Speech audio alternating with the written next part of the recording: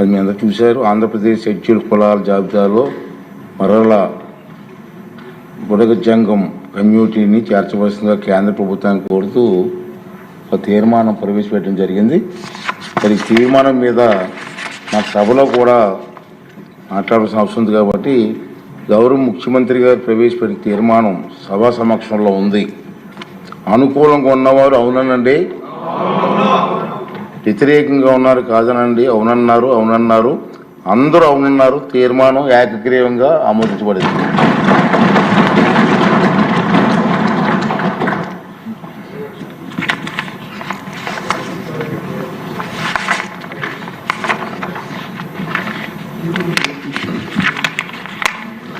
తర్వాత నిన్న మొన్న సార్ విజయవంతంగా క్రీడల పోటీలు జరిగాయి, చాలా బాగా జరిగాయి. చాలామంది ఉత్సాహంగా పాల్గొన్నారు. మహిళా ఎమ్మెల్యేలు కూడా రాత్రి 8-9 గంటల వరకు ఆడుతూనే ఉన్నారు. ప్రజలు కూడా, విజయవాడ ప్రజలు కూడా నేషనల్ గేమ్స్ అయినట్టు స్టేడియం కూడా వచ్చారు సార్. బ్రహ్మాండంగా జరిగింది. సభ్యులంతా ఉత్సాహంగా ఈ పోటీలో పాల్గొన్నారు సార్. అందరికీ అభినందనలు తెలియజేస్తున్నాను. ఈరోజు మన సభ్యులు విభిన్న కళారంగంలో కూడా వారు తాలూకు టాలెంట్ చూపించడానికి ప్రదర్శనలు కూడా చేస్తున్నారు. ఇప్పుడు ఆ తర్వాత ఆర్థిక శాఖ మంత్రి గారు మరి మీ ఆశీర్వాదంతో సభ్యులకు విందు కూడా ఏర్పాటు చేశారు సార్. అంటే సభ్యులందరినీ కోరుతున్నానండి, డెఫినెట్గా ఈ 2 రోజులు ఎంతో సహకరించారు, బ్రహ్మాండంగా చేశారు. రాష్ట్రం అంతా కూడా అనేక మంది బ్రహ్మాండంగా చేశారని చెప్పి మంచి పేరు కూడా మనకు వచ్చింది. కాబట్టి సాయంత్రం 4:30 ప్రాంతానికల్లా మన విజయవాడ A1 కన్వెన్షన్ హాల్కి వస్తే అక్కడ మన ముఖ్యమంత్రి గారి చేతుల మీదుగా విజేతలందరికీ కూడా ప్రైజెస్ ఇస్తారు. సాంస్కృతిక కార్యక్రమాలు ఉన్నాయి. సాంస్కృతిక కార్యక్రమాలు కూడా సార్ మన వాళ్ళే చేస్తున్నారు సార్. ఎమ్మెల్యేస్ చేత ఉంది. ఆ కార్యక్రమానికి వచ్చి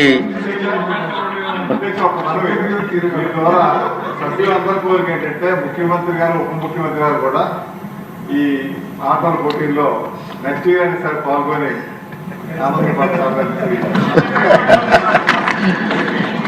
అందరూ సభ్యులందరూ వచ్చి, మంత్రులందరూ వచ్చి ఆ కార్యక్రమాన్ని విజయవంతం చేయవలసిందిగా నేను కోరుకున్నానండి.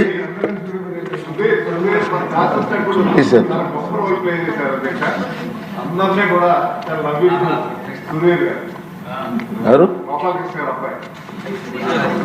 ఓకే అండి, ఉండండి.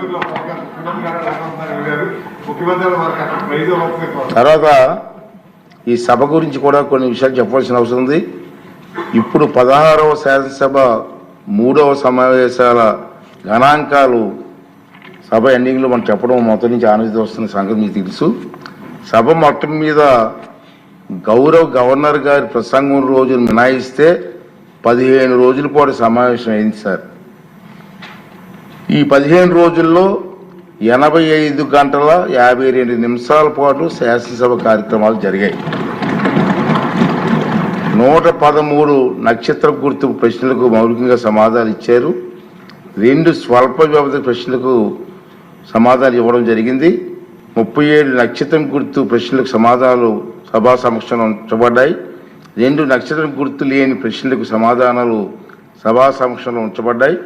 3 స్వల్ప వ్యవధి ప్రశ్న సమాధానాలు సభా సమక్షంలో ఉంచబడ్డాయి.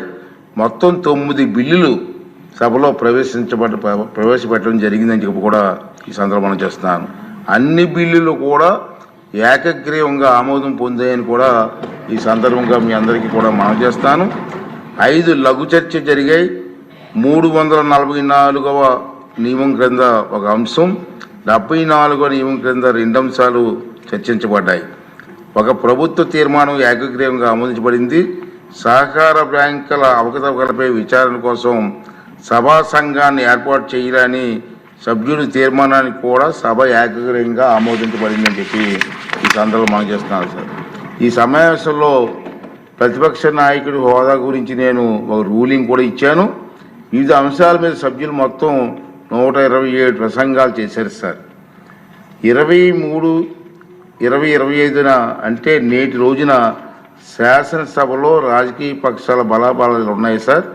తెలుగుదేశం పార్టీకి 135 మంది సభ్యులు, జనసేన పార్టీకి 21 మంది సభ్యులు, వైఎస్ఆర్ పార్టీకి కాంగ్రెస్ పార్టీకి 11 మంది సభ్యులు మాత్రమే ఉన్నారు. జాతీయ జనతా పార్టీకి 8 మంది సభ్యులు ఉన్నారు సార్. తర్వాత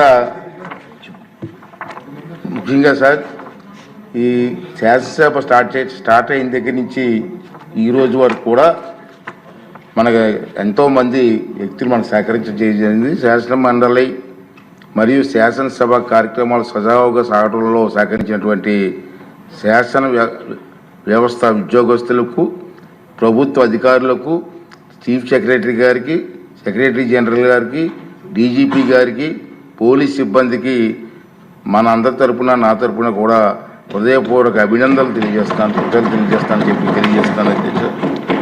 రెండో సార్, ఇక మన ఇప్పుడు సార్ అధ్యక్ష ఇక్కడ చూస్తే అటెండెన్స్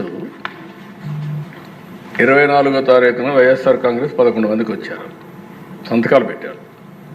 25 మంది సంతకాలు పెట్టారు. 18/3/2025 ఒకరు వచ్చారు. 19/3/2025 నలుగురు వచ్చారు.